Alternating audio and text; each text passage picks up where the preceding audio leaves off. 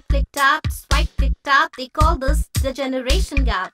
Entitled, spoiled, stupid with money, they say are we. Living with our parents until we are 30. The list of things they have killed is lengthy. From cereals, department stores to music and democracy.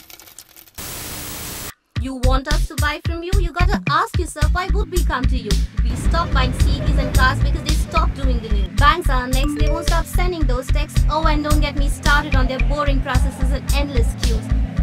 Break up banks or you too would be a part of the few. Still bearing the brunt of a banking crash that happened when we were just kids playing MASH. We want to transfer money instantly. Travel the world, buy a home, start a business of our own. Dude, back off, I still have to pay off my post-grad degree. Swipe, click, tap, swipe, click, tap. We want more, we want new. Are you ready? For us to bank with you.